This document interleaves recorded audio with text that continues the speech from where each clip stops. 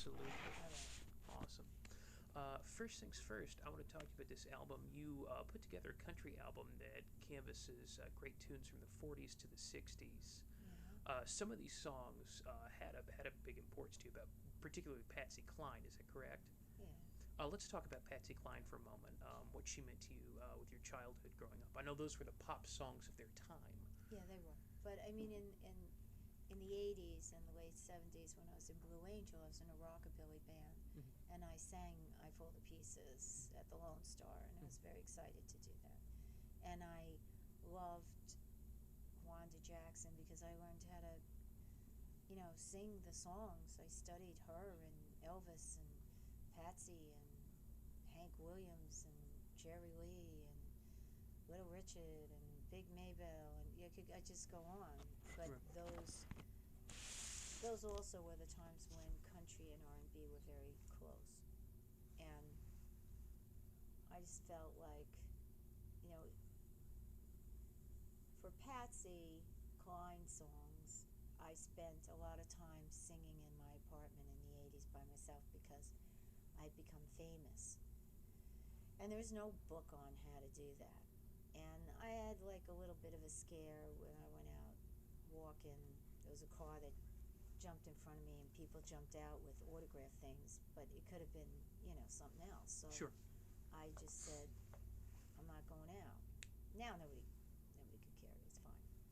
But then was like a big deal, and so I stayed in a lot, and I sang with Patsy. My friend worked at MCA and sent me every Patsy Cline collection that there was, and I just sang along with her and sang along with her, and that was my companion. That was your way of coping with loneliness in a way?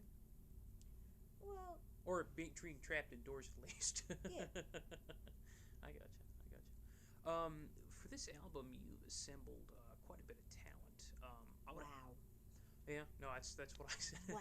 So lucky, right? Right. Because they were around. Yeah. I mean, the guys I talked to sent me a thing from about Willie Nelson, and I had like this fantasy I was going to Austin and I was going to record with Willie Nelson. Oh my God, you know, and then it wound up I couldn't go, so I wanted to do nightlife anyway. Right. So I just wanted to make it respectfully. I thought that Willie Nelson's version was just slam down best version.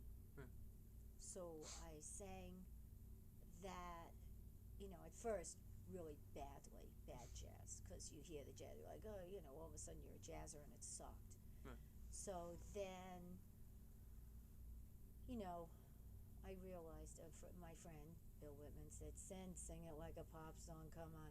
So then I realized that, you know, not for nothing, but as I was singing it, it's already, all those little jazz things and blues things, it's already written. You don't have to add anything. Sing the freaking melody and find a sound that will go with that incredible pedal steel that Dan Dugmore was playing. I just felt like every time he played, I was in Bikini Bottom with SpongeBob. It's like, whoa, it's underwater. It's great, Right. Of course, when I told him that, I don't know if he understood that I just felt like Bikini Bottom whenever he played. It made you happy. So I just, when he came, he liked it.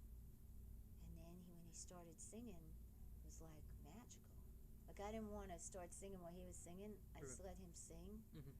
so he could just have his space and do his thing. Mm-hmm. And then he got his guitar and plays guitar. I thought he was pretty spectacular. I mean, just when he opens his mouth, you're like, holy cow. He's very soulful. Sure.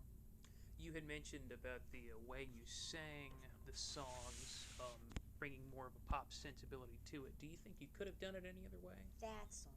That song, yeah. Um, no, not that song. Um, you know, Also, it was live with the band. Sure. So that element of live, I didn't want to get rid of. And course, with Vince Gill, it was all live. Right. Because he was there cutting the tracks with us. Right. And, also I had to do everything in 2 weeks, and I didn't want it to be cookie cutter. I hate that. And the most important thing was that everyone would connect to each other when you're doing music. So live is the best because you have to listen to each other. So if somebody moves this way, the other guy got to go, you have to respond. You can't ignore it. Sure, there's an in-house reaction. Yeah. So, and that's what you want. You want the point of discovery on the record. You don't want after the fact. Like, I would say Beggin' was kind of after the fact. Because the first vocal I did, they were great. I was horrible. Because I couldn't connect. Music without connection, for me, is not inspiring enough. Right. For me. Okay. Last question. I want to ask about your touring efforts for the album. I have heard that you're doing some dates with Mr. Boy George. Is that correct? Hell yeah! It's gonna be so much fun. Oh my god. Let's talk about that for a second. If you Okay. don't mind.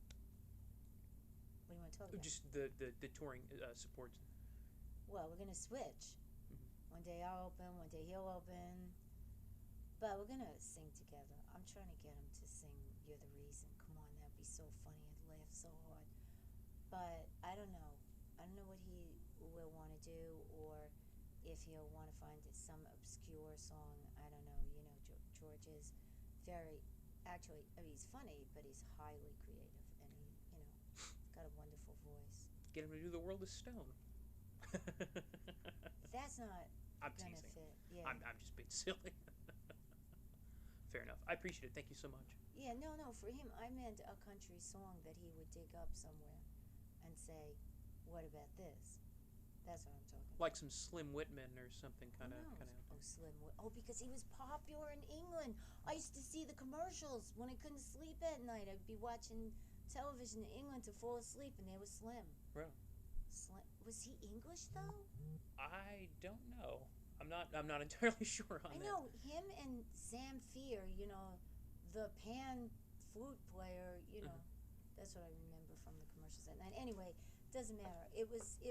I would feel very blessed that I got to work with these people. And Jewel actually came and yodeled. One of my favorite parts of this record is "Cowboy Sweetheart," and being able to say, "Take it, Jewel," and she did. Right. And Allison, who came down and sang with me on Hard Candy Christmas, so Right. it was pretty incredible. For sure. And Emmy Lou Harris. Excuse me, I met her a year, like that Christmas before, and I really was excited to meet her. And she said yes, she came and sang, so it was pretty awesome. Right on. Thank you so much. You're welcome.